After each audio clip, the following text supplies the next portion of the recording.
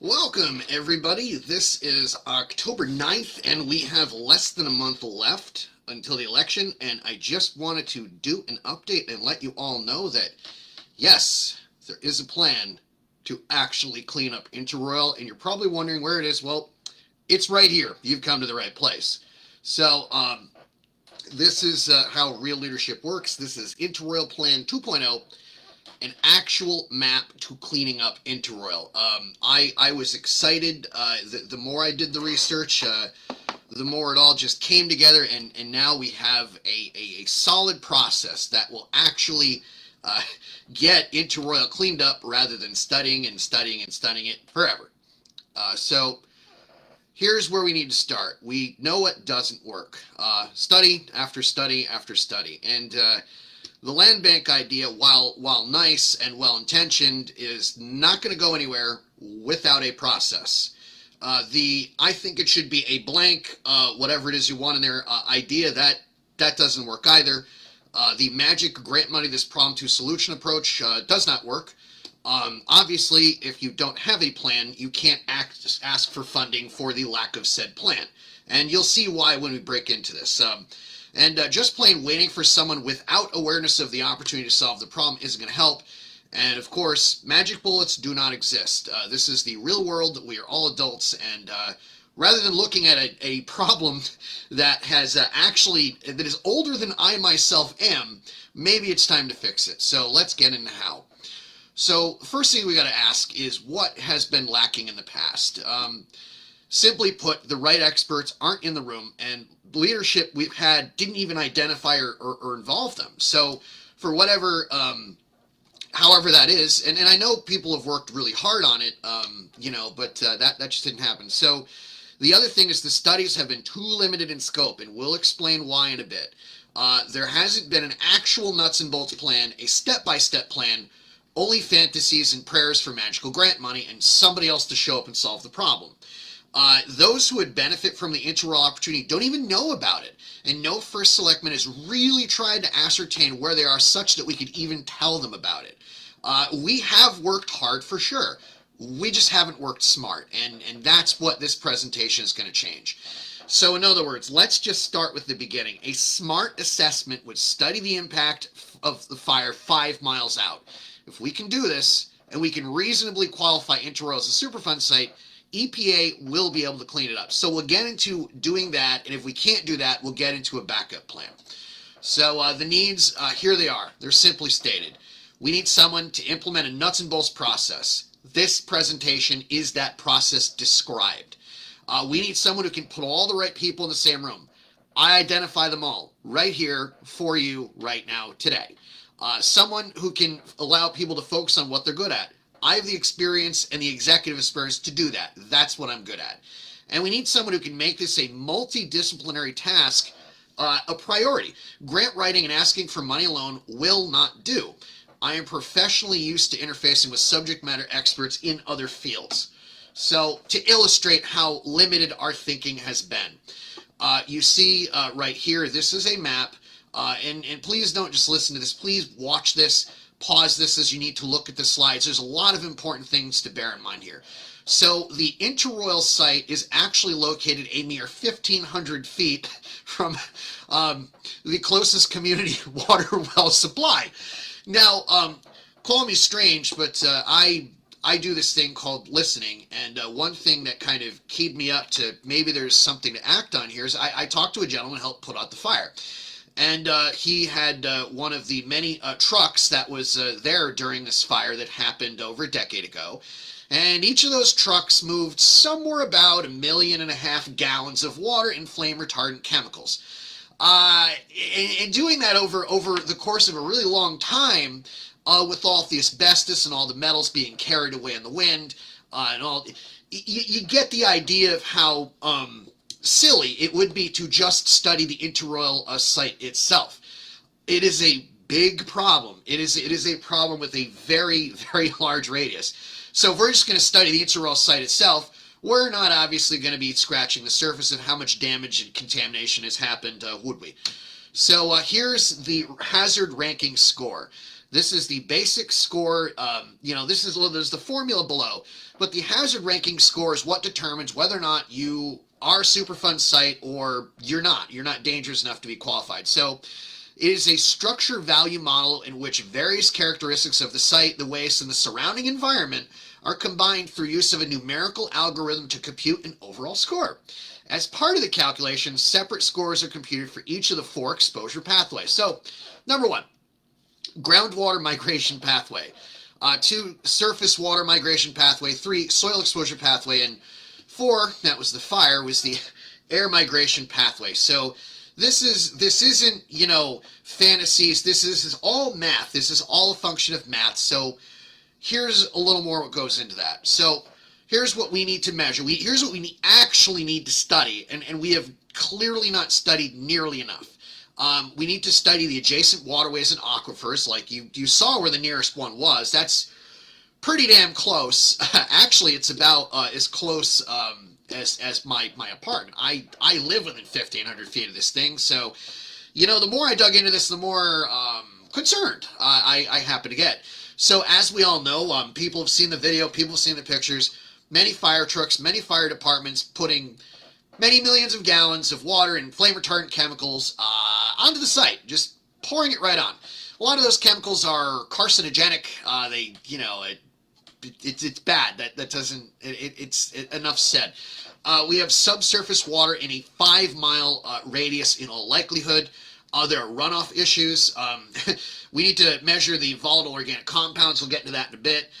And the metals that really concern us and do not break down over time include lead, zinc, iron, asbestos. And that's in the soil on site, and especially in adjacent waterways and aquifers. So we have issues of observed release as well as potential release. So that's all the stuff we got to measure. And we can't just go, we're going to hang out within the interroyal site. We got to go out. And if we go out, we're actually going to learn something such that, we can get enough attention on this problem. So here is the Superfund declaration process. This is the flow chart for it. This is from EPA. You can pause it, and you should if you really want to understand it. So we're at we're kind of at the we've been hanging around in the preliminary assessment portion of this forever. So what's been happening is nothing. We drop the ball, and it never moves forward. So we're going to describe the process of moving it forward. So here is the actual flow chart of the Superfund site cleanup process. So once they do the preliminary assessment and the site inspection, then basically we have to get ourselves a hazard score greater than 28.50. And I'm going to walk through how we can do that, and I think it's very likely that we can do that. So we'll see the plan as this unfolds. So a lot of things we have to bear in mind. When Interroyal was first decommissioned and when it stopped operations, the hazard risk scoring system was a very different animal. So here are some of the changes that have been implemented since that point. So, of course, they've decided to increase the sensitive environments considered. They've considered wetlands issues. They've added different things for the potential for air contamination. They have, changed the way they compute the data. They've taken populations into effect, and we'll kind of see how they started to break that down in recent times. So, basically, what to study.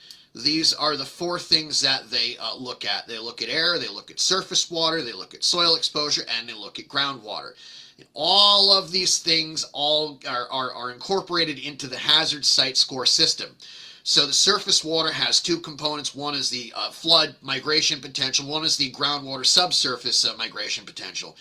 And we're all concerned about what gets into the human food chain, what gets into the environment. I mean, it's right next to the Horsebrook and Frybrook, which, they collectively feed into the Quinnebog. So we obviously have a good case. And now when it comes to the soil exposure, with all that water and all that rain over the many years and all the flooding, you've got risks to the residential population and the nearby population. I mean, realistically, there are about 3,000 people, I'm one of them included, that live within a mile of this thing.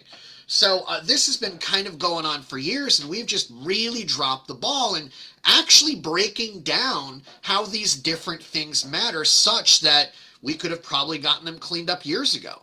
Now, here is a breakdown. This is more of a flow chart, just so you kind of understand it.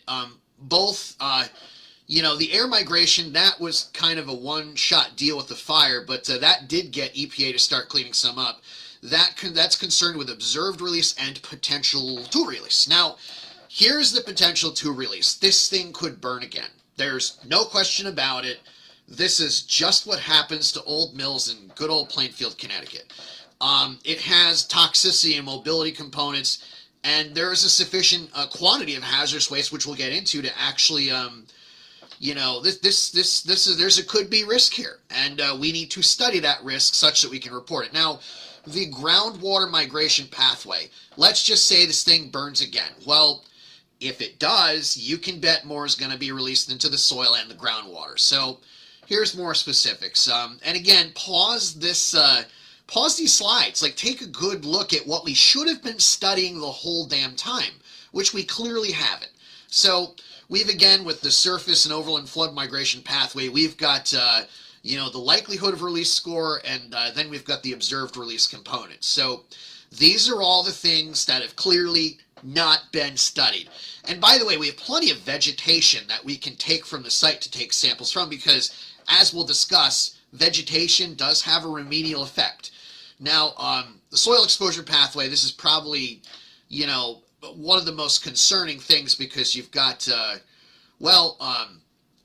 it's self-explanatory. So just pause the video, take a look at the flow chart here, and this will actually illustrate what to study for, in fact, not just go, what's the waste on the site, like, let's just make another monitoring well. We got to go a little beyond this, and if we go a little beyond this, we can actually get somewhere with it. So here's the groundwater to surface water migration pathway. This is also what's considered. And so what you need to do is you need to have a study that actually looks at this too. Now, here's the bottom line. The Superfund approach concludes one of two ways. One, it's a Superfund. EPA takes over, they clean it up.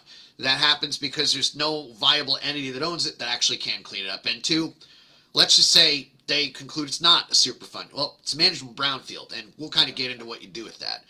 So how is Reale Leadership different on Interel? Step one, we get an actual punch list from DEP and EPA on-site cleanup and permit info, and we attempt to get the Superfund site finding.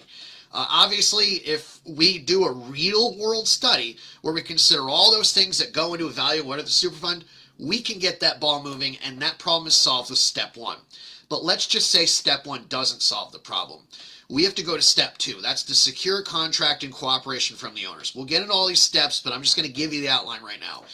Step three, the new assessment. This is obviously in process, and this has been the thing that's been being done forever and ever and ever. But we're going to break down, and we have kind of broken down how to make that new assessment more viable. Step four, we're talking demolition, environmental, chemical engineer input to design and quote an actual process to actually clean this up. Step five, we're going to get a realtor involved, and we're going to do the tax sale for informational purposes mostly. But let's just say someone comes along and they want to buy the property at a tax auction. Great. Well, we've solved the problem because such a person would have had a plan.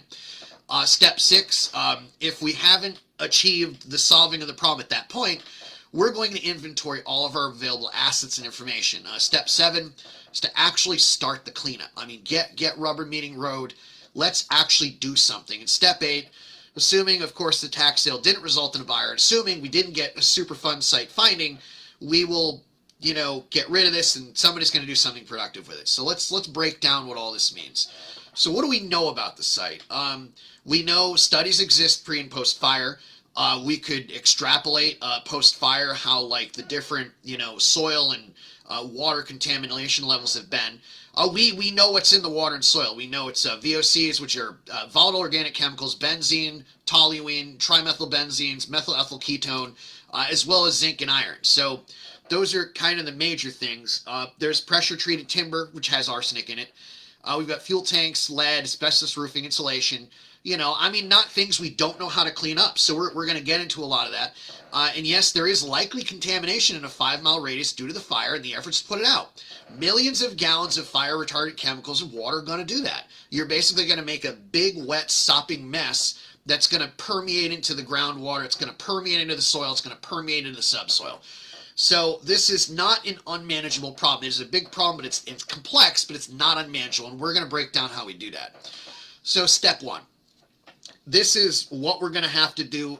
Each step of the process, we're going to reach out to EPA and DEP. They know what's already on site. They know about it. They've documented it. But you know what? They have specific protocols to clean up each environmental hazard on the site. They can tell us what those are. That's where we get our punch list of tasks, okay?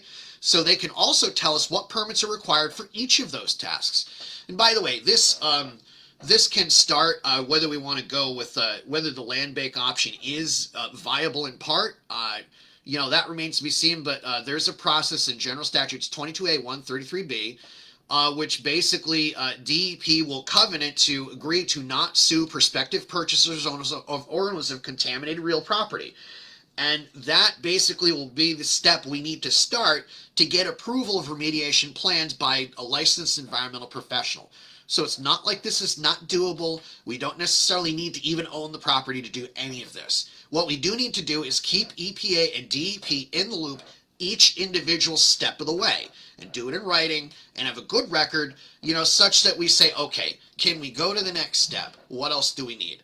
And that is the number one important thing, because we've had some issues in the past where we haven't exactly done that, and that has resulted in some bad things, but we're actually going to do this on the up and up. So no need to worry. EPA, DEP, they always have the front and center. They know what we're doing. We're going to tell them what we're doing when we're doing it. So here's what was frustrating. I have gone back in the past.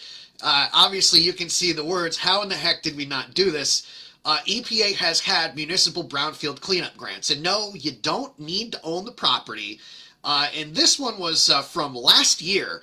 And I believe the amount that you could have received for last year was $500,000. It is foreseeably likely, as the EPA has always done, there's a maximum application of $500,000. Now, how in the heck did we not do this? Well, I'm going to tell you, when you elect me, we're going to do this. This is a grant that we must apply for.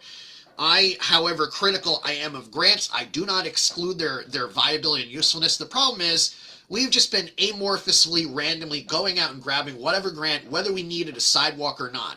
This is something we need. This is something we've had the in-house grant writing experience to get, and we just seem to have not used it. So step two. We all know the owners want nothing to do with the property. Now, just to give you an idea, the Interroyal Corporation is bankrupt. The Interroyal Corporation, by operation of law, is still the record owner of the property. And as a matter of fact, the Secretary of State in Connecticut has administratively dissolved the company in 1991.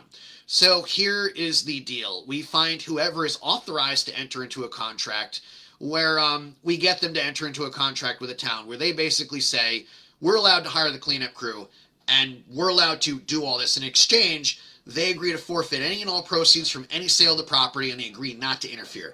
Now, we also get to apply under General Statutes 22A 133II, which is the Brownfield Liability Relief Program, which, yes, it is a thing. Yes, it exists. So we don't need to sit around and say, oh, it's too much risk and all that. That's just an excuse to not get this going. And if we're upfront with the DEP and we're upfront with the EPA and we tell them everything we want to do and we get approval for each step of the way, we're fine. And that's what we're trying to do.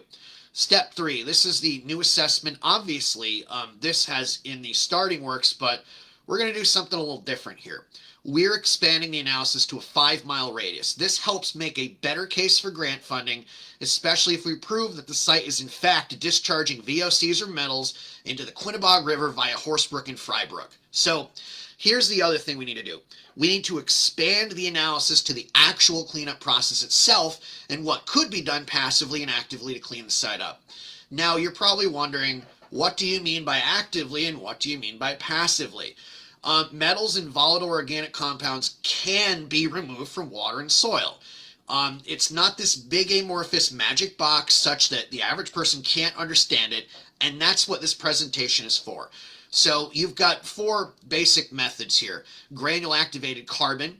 You've got air stripping. This strips VOCs from water by way of contact with clean air across a high surface area, causing the volatiles to transfer from the water to the air.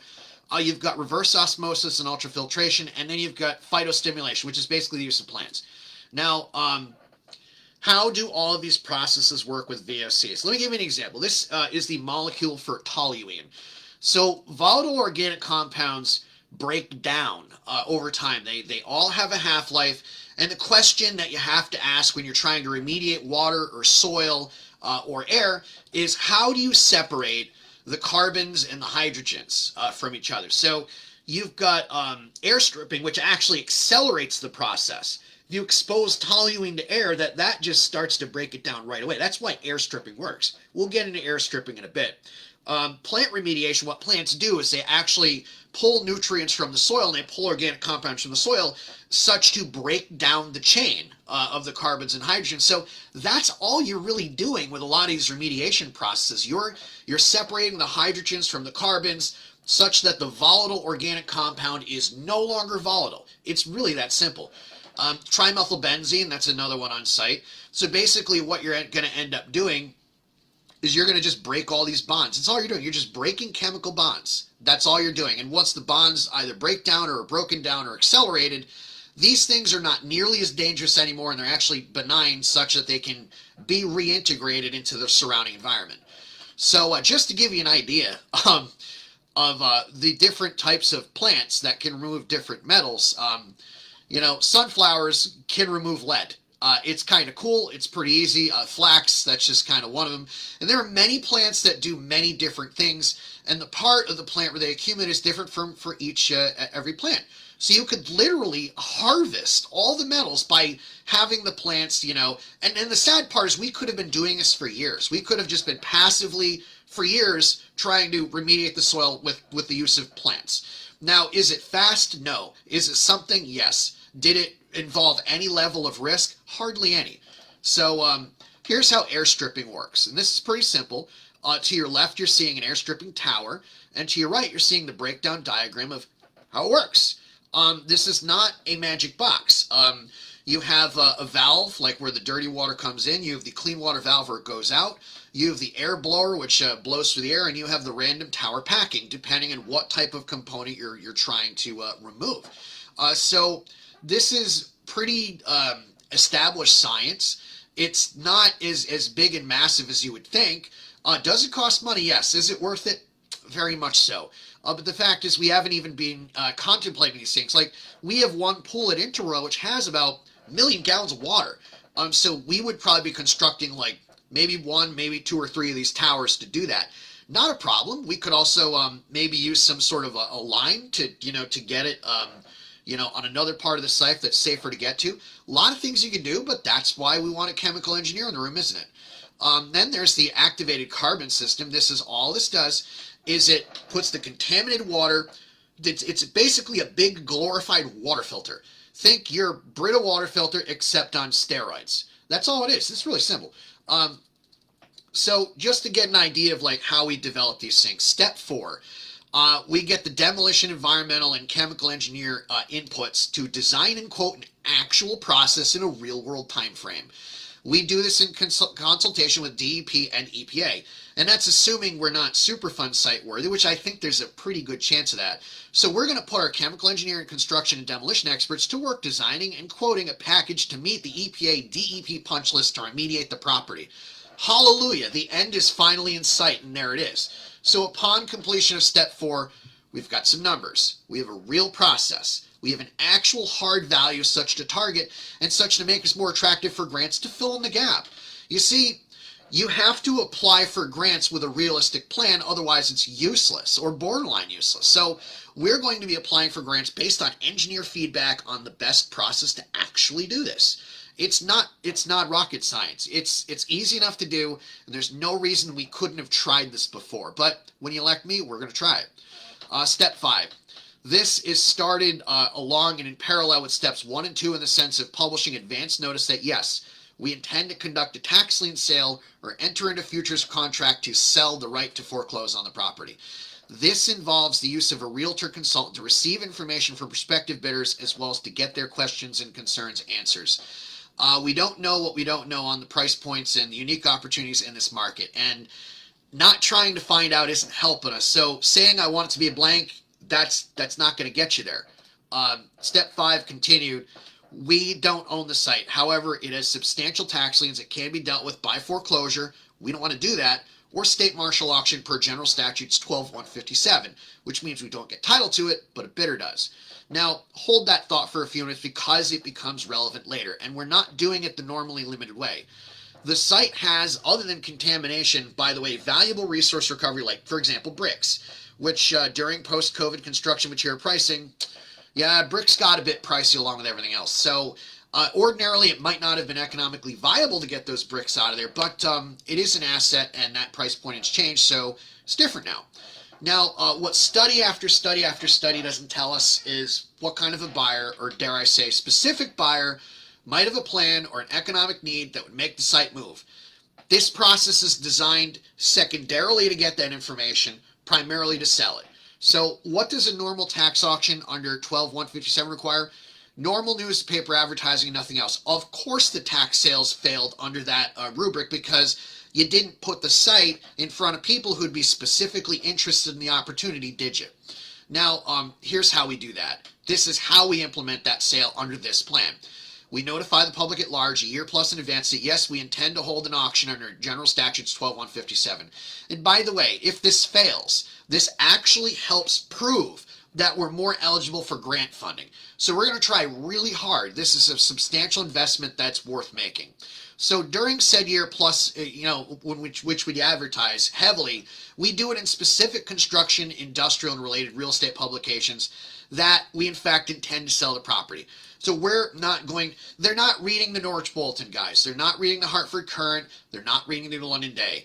The people that are looking for these sites are reading national publications. So that's why the tax sale in the past had failed.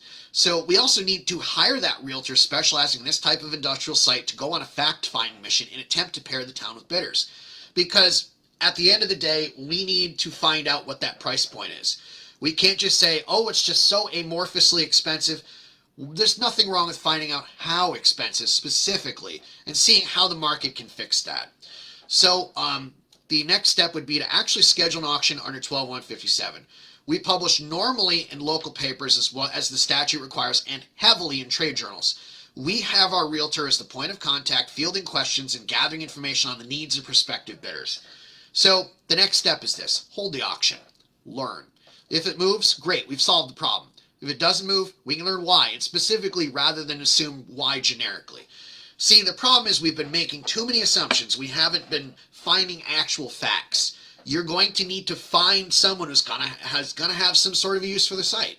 And you're not going to do that unless you try. So this is how we can try. And an auction is a competitive process that actually tells you what something's worth, what it's worth in the real market. So it's going to tell you what you have. Now, the function of step 5 is getting info we don't have. We don't have what the market values the site materials at. We don't have what sort of grant writing opportunities would make sense and which ones wouldn't. And we don't know what things we can do as a town to help solve that process unless we find out. And quite frankly, we haven't found out. And this process is designed to get that information. Now, step 6. After we've done all that, we inventory what we have. We obviously get a valuation of on-site materials pre and post cleaning. We get a value of the land. We hire an appraiser. The tax lien, which can be assumed to assigned to a future buyer. We can do an auction for that. Like, we can actually sell the right to foreclose in the future. We can actually, now that we have some sort of a real plan in place, we can apply from grants. We can evaluate our market analysis and feedback. And by the way, an actual cleanup process that would justify the grants, that's key. This is, again, assuming we haven't qualified the site as a Superfund by that point. Now, step 7. It's time to start to clean up. We auction off the lien to a future buyer at the end of the time frame established in step 4. We bid award the cleanup contracts and then execute them.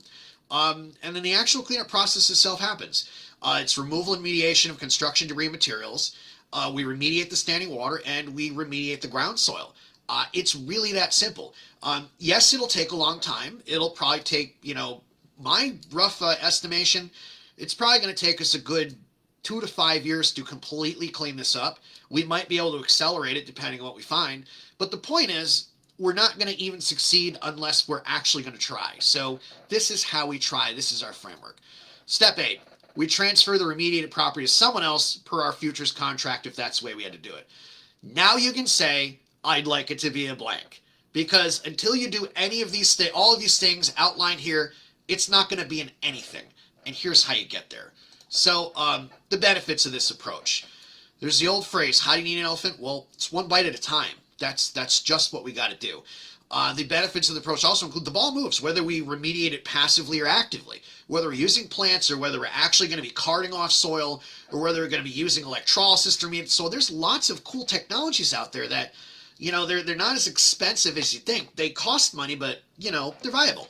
And of course, the cleanup crew is staying in town, using local businesses, and eating at local restaurants. So this is an actual process. This is not something that just, gets studied and restarted in perpetuity. And it's designed to get the necessary information no previous approach even attempted to ascertain.